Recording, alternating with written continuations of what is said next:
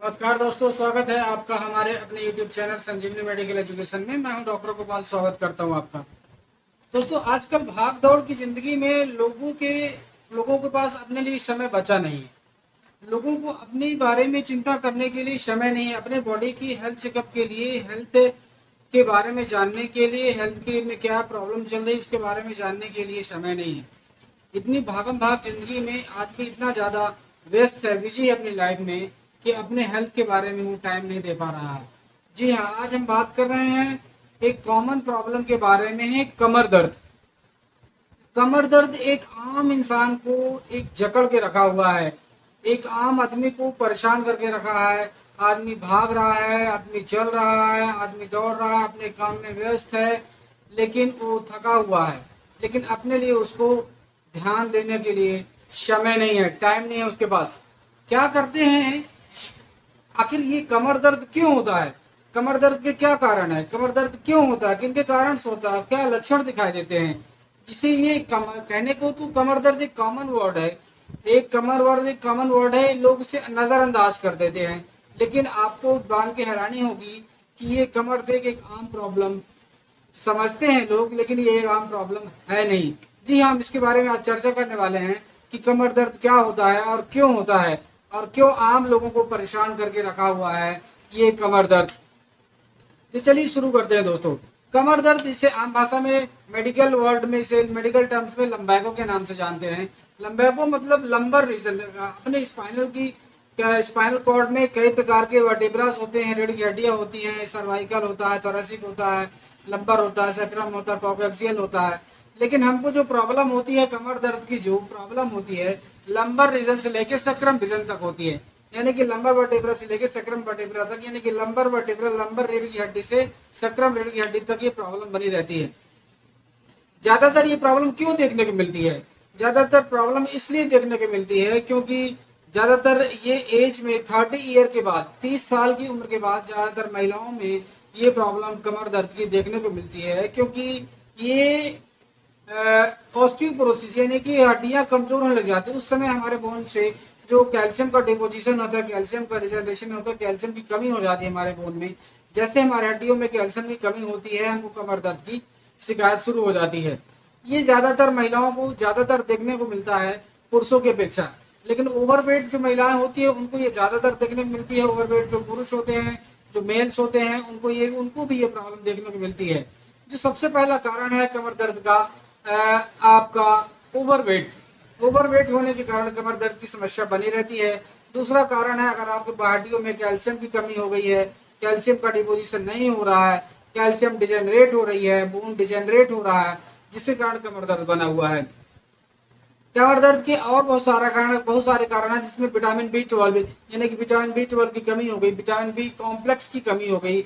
Vitamin B complex की कमी के कारण भी कमर दर्द की प्रॉब्लम बनी रहती है। कमर दर्द की प्रॉब्लम के से क्या होता है, इसमें कमर दर्द में जब हड्डियां डिजेनरेट होने लग जाती है, जब हड्डियां कमजोर होने लग जाती हैं, कमजोर होने के कारण हड्डियां जो एक दूसरे के ऊपर रखी हुई होती हैं वो एक दूसरे को कंप्रेस करने लग जाती हैं, एक दूसरे को दबाने लग जाती हैं। दबाने के कारण क्या होता है? दबाने के कारण प्रॉब्लम ये आती है कि हड्डियां एक दूसरे से घर्षण करने लग जाती हैं, चिपकने लग जाती हैं। इसलिए वो कंप्रेस जैसे ही होती है, जैसे दबती हैं, एक दूसरे को दबाती है, उसे तकलीफ शुरू हो जाती है। कई बार नर्व, वहाँ की जो हड्डियों को एक दूसरे को रखने के लिए भगवान ने एक डिस्क बनाया हुआ, एक वॉशर लगाया हुआ, जिसे हम डिस्क बोलते हैं। वो जो डिस्क है वो डिस्क खिसक जाती है। जैसे डिस्क खिसकती है, पेशेंट को दर्द शुरू हो जाता है। तीसरा कारण अपना ये बनता है कि वहाँ का डिस्क डिस्प्लेसमेंट हो गया। अगर डिस्क डिस्प्लेसमेंट हो जाने के कारण भी कमर दर्द की समस्या बनी रहती है। पहला हमने देखा कैल्शियम की कमी है, दूसरा हमने देखा विटामिन बी कॉम्प्लेक्स की कमी है, चौथा हमने देखा कि आपका ओवरवेट है, और नेक्स्ट हमने देखा डिस्क डिस्प्लेसमेंट है। आपने देखा होगा बहुत सारे लोगों को कई कई महीनों से कमर दर्द की प्रॉब्लम बनी रहती है। तो कमर दर्द की प्रॉब्लम मैं आपको बता दूं, जिसे आम भाषा में लोग नॉर्मल लेते हैं, लेकिन कमर दर्द आपको बता दें कि रीढ़ की हड्डी में भी ट्यूबरक्लोसिस होता है। टीबी नाम की एक बीमारी होती है, रीढ़ की हड्डी में भी टीबी हो जाता है, जिसे स्पाइन ट्यूबरक्लोसिस बोलते हैं। अगर रीढ़ के कमर में हड्डी में ट्यूबरक्लोसिस हो जाता है तो किसी भी प्रकार की पेन किलर दवाइयों से, विटामिन बी कॉम्प्लेक्स खाने से, कैल्शियम खाने से और अदर सपोर्टिव मेडिसिन खाने से भी आराम नहीं मिलता है। लेकिन उसमें खास बात यह है, अगर आपको बोन टीबी या स्पाइन टीबी अगर आपको हो गया है, या लंबर टीबी आपको हो गया है, वर्टिब्रल ट्यूबरकुलोसिस अगर आपको हो गया है, तो उसके कुछ क्लासिकल सिम्टम्स आपको देखने को मिलेंगे। जैसे आपको कमर दर्द हमेशा बना रहेगा, हमेशा लो ग्रेड फीवर आएगा, शाम के समय आपको लो ग्रेड फीवर आएगा, हल्की बुखार रहेगी, भूख नहीं लगेगी, वजन कम होगा, रात के समय सोते समय पसीना आएगा, भूख नहीं लगना, पसीना आना, कमर दर्द होना, शाम के समय हल्की बुखार बनी रहना। ये 4 सिम्टम्स हैं जो ट्यूबरकुलोसिस के पेशेंट को अदर कमर दर्द के पेशेंट के साथ डिफ्रेंशिएट करती है, अलग करती है। आप समझिए, अगर कमर दर्द के साथ ये प्रॉब्लम अगर आपको देखने को मिलती है तो भी आप मान के चलिए कि आपको ट्यूबरकुलोसिस हो सकता है। अगर ये सिम्टम्स दिखाई नहीं देते तो मान के चलिए कि आपको ट्यूबरकुलोसिस की संभावना नहीं, ना के बराबर है। अदर कारण हम देखते हैं, एज रिलेटेड फैक्टर भी देखने को मिलता है। कुछ ऐसी समस्या आती है जो एज रिलेटेड है, एज के समय आने पे, एज जैसे एज बढ़ती जाती है कमर दर्द की समस्या बढ़ती जाती है। कारण कैल्शियम का डिजेनरेशन होना, मतलब अपना जो बोन है, बोन डिजेनरेट होने लग जाते हैं, हड्डियां कमजोर होने लग जाती है, ऑस्टियोपोरोसिस डेवलप होने लग जाता है, उसके कारण कमर दर्द होता है। आपको बता दें, थायराइड की समस्या रहती है, जिनको थायराइड की प्रॉब्लम रहती है उनको भी कैल्शियम का मेटाबॉलिज्म कम होता है, उनके बॉडी में भी कैल्शियम की कमी ऑल टाइम बनी रहती है। तो जो थायराइड का पेशेंट होता है उसको भी आपको मान के चलिए तो कैल्शियम सप्लीमेंट रेगुलर लेना चाहिए, हर 3 मंथ में 1 मंथ रिपीट करना होता है। और आपको अगर किसी को पैंक्रियाटाइटिस का पेशेंट है, पैंक्रियाज की प्रॉब्लम है, उसको भी कैल्शियम का मेटाबॉलिज्म नहीं होता है, कैल्शियम का जो एब्जॉर्प्शन है वो कम नहीं हो, एब्जॉर्प्शन नहीं हो पाता है, जिस कारण कैल्शियम की कमी हो जाती है, और उस पेशेंट को भी कैल्शियम कमी होने के कारण कमर दर्द की प्रॉब्लम बनी रहती है। चौथा है, नेक्स्ट है अपना थायराइड। अगर इसको किसी को डायबिटीज है, किसी को डायबिटीज मेलाइटिस है, शुगर की प्रॉब्लम है, शुगर की प्रॉब्लम में भी कैल्शियम का डिजेनरेशन होता है।